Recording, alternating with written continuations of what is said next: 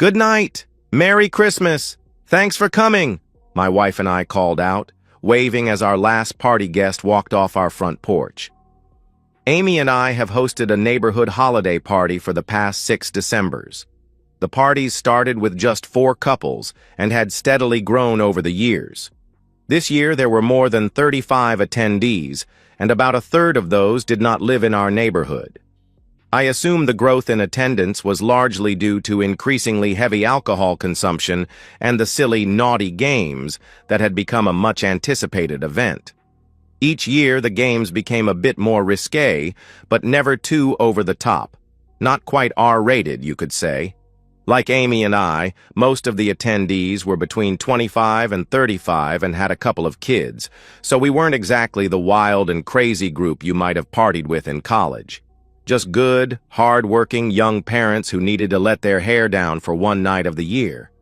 The neighbor ladies always brought in more food than the partiers could ever eat, and all the husbands and I made sure there was an abundance of drinks. So when a few of the neighbors started bringing some friends from outside the neighborhood, it was no big deal. Well, it was no big deal until this year. This year, without telling me, my wife invited several of her co-workers to the party. Among those she invited was Ron Stevens. Ron was her team partner on their company's outside sales force. He and Amy had worked together for the past 5 years and had grown close. Perhaps a bit too close if my suspicions were accurate. They often traveled together and attended week-long outside sales conferences twice a year. He had been the subject of some rather heated conversations just a few days before the party. Having him in my home had put a damper on my enjoyment of the evening. I helped Amy tidy up the house and took out the trash. When I came back in, she was just finishing up in the kitchen. It was time to have it out with her. "So, what made you think it would be a good idea to invite Ron and your other co-workers to our neighborhood party?" I asked, trying to keep my voice level. Amy replied defensively, "I like those people, so I'd thought it would be fun to have them here. I think they all had fun and got along well with everyone else. What's the big deal?" "Really, Amy?" I countered. "You know how I feel about your relationship with that guy, and you invited him into my home." "It's my home too, Mark," Amy shouted. "I can invite anyone I wish to my party. I don't need your permission." I felt my temper rising. "So, you think it is okay to embarrass me by parading your boyfriend around my house in front of your co-workers and our friends? You think I didn't see your co-workers' smirks and the raised eyebrows?" "What are you talking about?" Amy scoffed. "I've told you 50 times, Ron is not my boyfriend. No one was smirking at you. That's all just your silly jealousy, and I'm getting fed up with it." "You think no one saw you sneak upstairs with him?" I asked, my voice getting dangerously quiet. "What were you doing, Amy? Why did you need to be upstairs alone with Mr. Wonderful?" "Forget you," she yelled. "We didn't sneak upstairs. He needed the restroom and the downstairs bathroom was occupied. I just showed him to the guest bath. I wasn't upstairs for more than a minute or two. God, you're getting ridiculous." "More lies," I shot back. "You disappeared for more than 30 minutes.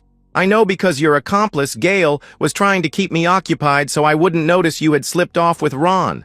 I knew what she was doing, and so I kept an eye on the clock." "You're crazy," Amy retorted. "Gail was probably just trying to be friendly. God knows why she'd make the effort with you." I noticed she didn't address the lie I called her on. She was a skilled negotiator, but, apparently, a less skillful liar. "Amy, surprising me by inviting your boyfriend here was a low blow and the last straw. I will not put up with any more of your lies and disrespect." I turned and marched up the steps as she hurled more lies and insults. I went into our ensuite and began gathering up some of my toiletries. As I was putting my things into my toiletry bag, I dropped my deodorant. It rolled off the counter and into the trash can. I bent to retrieve it and had to fish through the trash to get it. As I did so, I caught the flash of gold foil. My heart seized and my hand froze. I took a deep breath and grabbed the foil. It was a condom wrapper. Game over. I'd had a vasectomy after our second child was born, so I did not need condoms. Now I knew everything I had suspected was true. She was cheating on me. Amy came storming up to the open bathroom door, still hurling insults and saying I was paranoid. I had my back to her and slowly turned to face her. I held the foil in front of my chest. It's not paranoia when it's true. Oh no. Amy froze. Someone must have put that there as some kind of joke. It's not what you think. I didn't do anything. Stop! Stop! Just stop with the lies, I said coldly. It's over, Amy. I'm done. No, Mark. It's not over, she pleaded. It was a mistake. It wasn't part of my plan. Yeah, I know, I replied sarcastically. You didn't plan on me finding evidence of your cheating. That was a big mistake. No, that's not what I mean. Please let me explain what happened. Her voice was desperate now. I think it's pretty obvious what happened, I said, my voice ice cold. You snuck away from the party and betrayed me with your boyfriend while I was downstairs entertaining your friends. Did that make it extra exciting for you? To betray me in my house while I was right downstairs? No, that's not how it was, Amy insisted. Please, baby, please let me explain. It's not what I planned. I stuck the foil in my pocket. Amy stumbled out of the way as I brushed past her. I went through the master bedroom and into the hallway.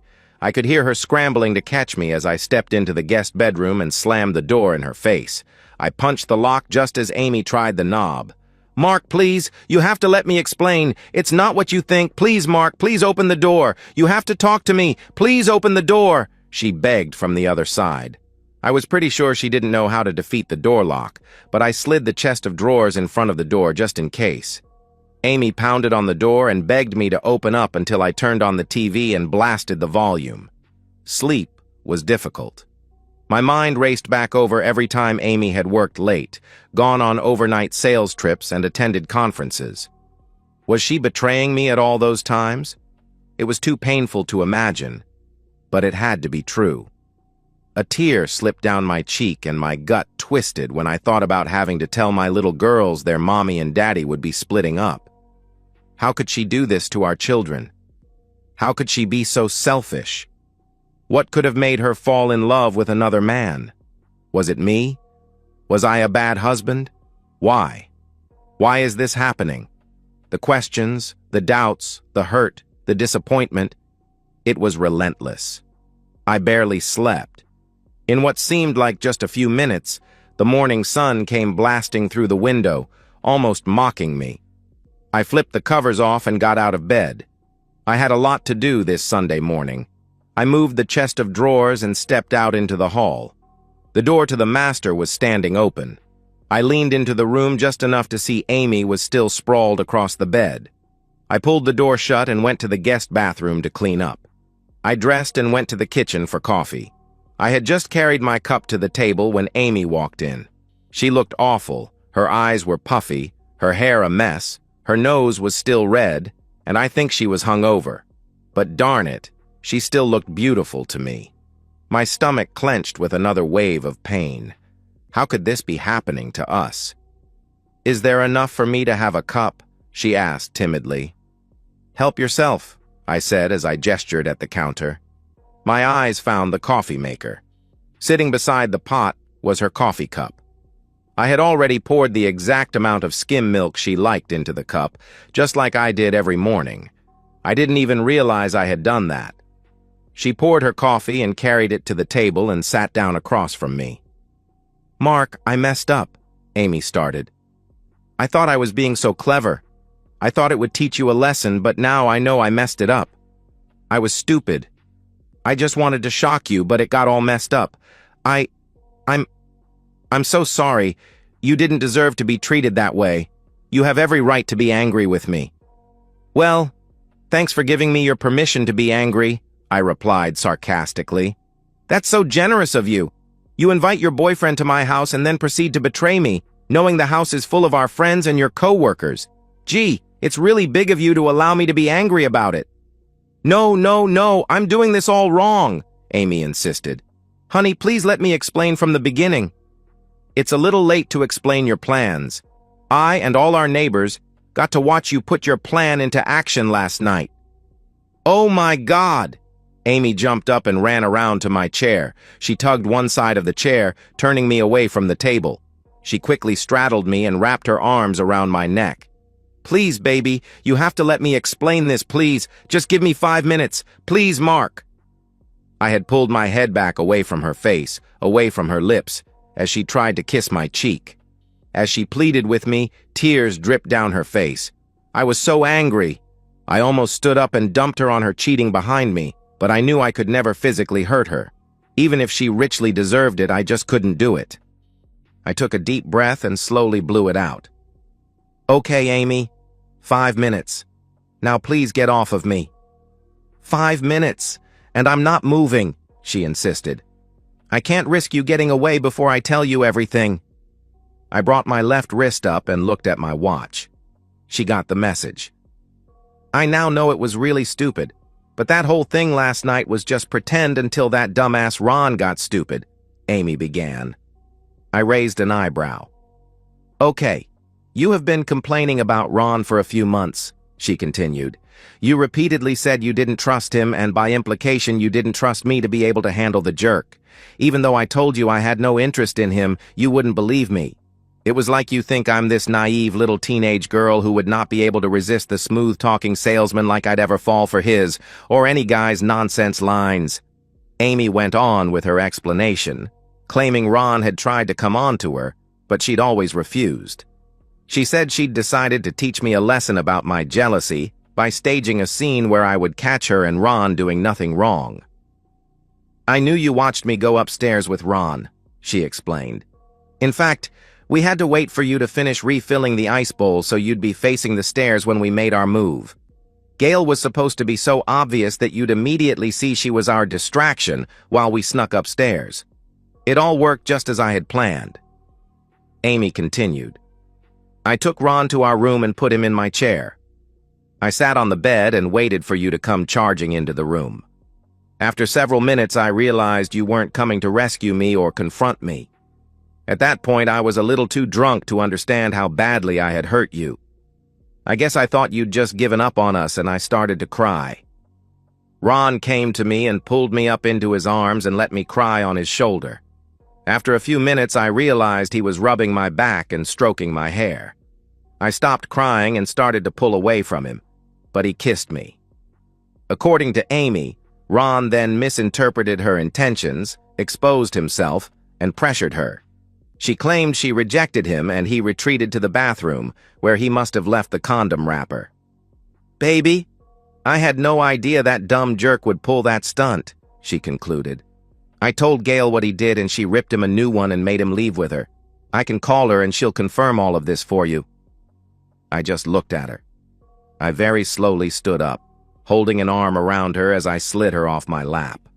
I released her, picked up my cup, and walked to the coffee maker. As I refilled my cup, she slipped up beside me. "Mark, please talk to me," Amy pleaded. "I know you're still mad about what I did, but I didn't cheat. I told you what happened. I never went along with his advances. Like most of us, he was a little drunk last night and he messed up. Kissing me and exposing himself was definitely not part of my plan. He's stupid. I don't want to cause any problems at work, but come Monday in the office, Gail and I will make sure he suffers for his stupidity." "Oh, honey, I'm so sorry. Can you ever forgive me?" I studied her for a moment. "So what you're saying is you staged your little sneaky trip up the stairs so I was sure to witness it. You assumed I'd be so upset that I'd then rush up to our bedroom to stop my wayward wife from betraying me on my bed. Then, when I burst into the room and found the two of you just sitting there innocently chatting, I guess you planned to laugh and ridicule me for being a jealous spouse. Let me guess. Gail was going to lead the rest of your co-workers up the stairs behind me so they could all join in laughing at your stupid paranoid husband? Maybe as a group, they would create such a scene that all the other partiers would rush to see what was happening, and then all of my friends and neighbors could join in laughing at the jealous buffoon. So that was your plan? You thought that by humiliating me in front of everyone that you'd teach me once and for all to trust you and never doubt your loyalty to me?" "Well," Amy stammered, "I just wanted to make you finally see how wrong you were about Ron. How you kept jumping to the wrong conclusions, and how much it hurt me to have you believe those things about me. I guess I thought our joke would be an effective way to show you how wrong you were. So when I didn't charge up the stairs and burst in on you two, that ruined your fun and made you so angry that you needed to punish me in another way? So you came up with a great way to teach me a lesson, to show me who's boss, to put me in my place? Amy blanched. What do you mean? What lesson? What are you talking about? You know, actually doing it, letting Ron betray me with you on my bed while I was downstairs playing host. That had to be a really delicious revenge for me spoiling your plans. Oh, good God, here we go again, Amy protested. I told you what happened. Yes, you told me a version of what happened. Not the complete version, as you left out a few details. I'm sure you and Gail spent a lot of time last night tailoring that version to include some of the truth. Just enough truth to make it believable. I have no idea what you're talking about. Look, Mark, I said I was wrong. Please, baby, let's just forget about my stupid plan and stop fighting. Oh, I don't think so, I said, and pulled a plastic baggie from my pocket. This was your revenge. This is the part of your story you couldn't tell me. This proves I can't trust anything you have told me. Amy looked at the baggie, trying to discern what was inside it. I held it up, letting it swing very slightly in my fingers. She narrowed her eyes. Then she saw it. I smiled at the shock on her face. He really is an idiot, I explained calmly. He tied it off before flushing it. The trapped air bubble kept it from going down. I got up in the middle of the night to go to the bathroom and I found it floating in the bowl. The idiot never bothered to check to see if it got flushed. Oh my God! Amy gaped at me. Yeah, I'm guessing.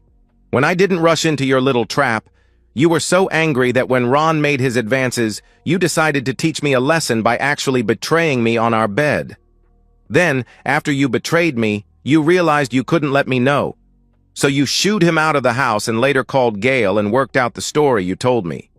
I assume she's been on the phone all morning making sure your stories line up. Amy hung her head. I had the foil and the evidence. There was no way for her to spin her sanitized version of what happened. Defeated, she sighed deeply. I'm sorry. I'm sorry I lied to you. You're right. When you didn't come charging upstairs, I lost my temper and wanted to punish you. I was just drunk enough to think letting Ron have his way would teach you a lesson. I know, stupid, right? Hell, everything I did was stupid. My plan to embarrass you was stupid. Betraying you was stupid. I've really messed up everything. As she hung her head and cried, I thought about what this meant to our future. Was this the end for us? Could I get past a one-time event, born of anger and frustration that I helped fuel with my constant doubts? That gnawing feeling in my gut that something wasn't right. Many months ago, I knew something had changed. Amy had changed. But how? When did intimacy become so meaningless to her that she could use it as a symbolic punishment? I looked at her sobbing form. She had become a master manipulator. Gail must have taught her the finer art of negotiating using all of her assets. Gail, her mentor. The woman who had consistently outsold all of her male competitors. Gail, the now aging sales manager, had taken young Amy under her wing. Gail, the notoriously flirty divorcee, had shown Amy how to win all her negotiations with her male clients.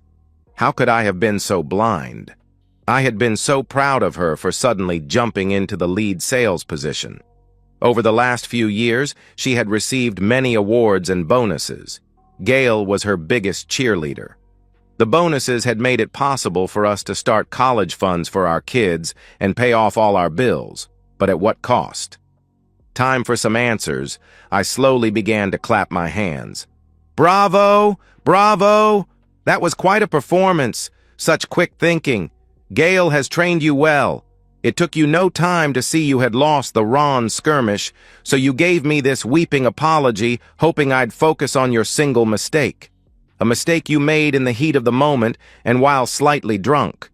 A mistake that you're pretty certain you could convince your children's father to forgive, for their sake. I have to admit, That is a pretty good strategy. You know I'm hopelessly devoted to my girls and would do anything for them. So you're counting on me to be willing to sacrifice my outrage at your mistake to avoid causing my innocent children any heartache. And why wouldn't I? I mean, you have now admitted your cruel plan to teach me a lesson by humiliating me, and you have confessed the mistake you made in drunken frustration when I foiled your plan. You have taken the blame for it all and have begged for my forgiveness. My goodness, what more could you do? The tears had stopped. Amy was frozen in place, studying my face, trying to read my unspoken thoughts. She didn't say a word. I could practically see her mind racing to figure out where this was headed and how she could regain control of the situation. Amy, I believe what you've told me about Ron and what happened last night. I am sorry I suspected you of having an affair with him. I'm now convinced that last night was your only encounter with Ron. Yes, baby. It was the only time, I swear, Amy exclaimed in relief. It was a stupid mistake, and I promise I will never have any contact with that jerk ever again. Please, honey, can we just put this all behind us? I love you so much, please, baby, please. Even if I said I was willing to give you a pass on trying to humiliate me and betraying me in our marital bed, there is still the issue of all the others. What? What do you mean, what others? Amy asked, suddenly looking panicked. I have to admit, it's taken me way too long to see it. Once I got to know Gail and heard all the rumors about her, I should have seen it, but I trusted you. Then later, when my gut kept telling me something was off, I thought it was Ron. I was wrong about Ron, but I had every reason to be concerned about you, didn't I? Concerned? What do you mean concerned? I don't know what you're talking about, Amy answered. I heaved a weary sigh and sat back in my chair, shaking my head. I was so very tired of the deceit, the half-truths, the misdirections. I had no actual proof of what she had done, but I knew. Deep in my soul, I knew I had lost her several months ago. My sweet love, the woman I'd hoped to spend the rest of my life loving, was gone. There is no doubt Gail had shown her the path to riches and rewards, but Amy chose to walk that path. She willingly chose to ignore her vows. And for what? Her ego? A few extra dollars? Cheap thrills? It doesn't matter why she did it. Amy, I know what you've been doing. I know how you close so many sales. I can't begin to tell you how much it hurts me to know what you've become. The shock on her face was all the confirmation I needed. It was brief, but I saw it before she could regain her composure and smile at me. Mark, honey, I thought we were done with this nonsense. I admitted to my one-time mistake with Ron, but I have no idea what you're talking about now. I don't know what you think you know, but I just want to stop all this crazy talk and get on with our lives. Now, we have to get cleaned up and go get your daughters. I know they love your parents, but I'm sure they miss their daddy. So that's exactly what we did. I spent the rest of the day loving up on my girls and thinking through my options. But now I had a plan forming in my mind. A plan for justice. On Monday, I went to work as usual, but I had already set things in motion. I had contacted a private investigator the night before, explaining my suspicions about Amy's unethical sales tactics. I also reached out to 3 of Amy's biggest competitors and anonymously tipped them off about how her sales team might be securing their deals. I called a lawyer who specialized in corporate ethics cases, who agreed to take my case on contingency if we found evidence. I also made an appointment with our family lawyer regarding custody arrangements, just in case. Over the next 2 weeks, the private investigator compiled a damning dossier. Not only had Amy been using unethical tactics to secure sales, but Gail had been orchestrating the whole operation, taking a cut of every bonus Amy earned. What's more, they had been falsifying expense reports, double billing clients, and manipulating contract terms after signatures were obtained. Rather than confronting Amy directly, I waited patiently. The investigation results were anonymously sent to the company's board of directors, the ethics committee, and several journalists who covered business ethics stories. I made sure the evidence was irrefutable. 3 weeks after the Christmas party, Amy came home looking shell-shocked. "Mark," she said, her voice trembling, "I've been suspended pending an investigation. Someone sent evidence to the board that I've been using inappropriate methods to secure deals. They're saying Gail has been teaching all the female sales staff to do this. They're talking about criminal charges, Mark. I could lose everything." I looked at her with practiced sympathy. "That's terrible, Amy. Who would do such a thing?" The next day, Amy was officially terminated. The company issued a public statement about its zero-tolerance policy for unethical business practices. 2 business journals ran exposés on Gail's sales techniques without naming specific salespeople. Amy's reputation in the industry was effectively destroyed. When she received the termination letter, she broke down. "How am I going to support myself? Who's going to hire me now?" she sobbed. "I'll always make sure the girls are taken care of," I assured her. "And you might want to speak to a lawyer about your options." The final blow came when I had her served with divorce papers at her parents' house, where she'd been staying since the scandal broke. I cited irreconcilable differences and requested primary custody of our daughters, with generous visitation rights for Amy. The evidence of her professional misconduct, combined with the affair with Ron, which I had documented, left her with little leverage in the divorce proceedings. Her lawyer advised her to accept my terms rather than risk the case going to trial where more details might become public. 6 months after the Christmas party, our divorce was finalized. I kept the house and primary custody of our daughters. Amy moved into a modest apartment and had to start her career over in retail sales. Gail faced criminal charges for fraud and was sentenced to probation and community service. Amy never knew it was me who orchestrated her professional downfall. She assumed it was a rival company or a disgruntled client. 1 year after the divorce, I was having dinner with our daughters at a restaurant when I saw Amy working as a sales clerk at a neighboring store. Our eyes met briefly, and I saw regret and shame in hers. I nodded politely and turned back to our girls. Later that evening, I received a text from Amy. "I know it was you. I don't know how you did it, but I know. You were right about everything. I'm sorry I threw away what we had. Please take good care of our girls." I didn't respond. I didn't need to. Justice had been served in the most fitting way possible. Amy lost everything she valued most: her status, her career, and her family. Not through violence or public humiliation, but through the natural consequences of her own choices coming to light. As for me, I've rebuilt my life. I'm dating again, cautiously. My daughters are happy and well-adjusted, and Amy sees them regularly. I've learned to trust my instincts and to value honesty above all else. Sometimes the best revenge isn't about getting even, it's about getting free. That Christmas party changed everything for us. But in the end, I found something better than revenge. I found peace. And so, we've reached the end of today's story. Was it what you expected, or did it take a twist you didn't see coming? I'm curious to hear your thoughts. Share them in the comments below, and let's get a conversation going. If this story kept you hooked, make sure to hit that like button. And if you're new here or just haven't subscribed yet, now's the perfect time to join our community. I bring you fresh, captivating stories every day, so click that subscribe button and turn on notifications so you never miss out.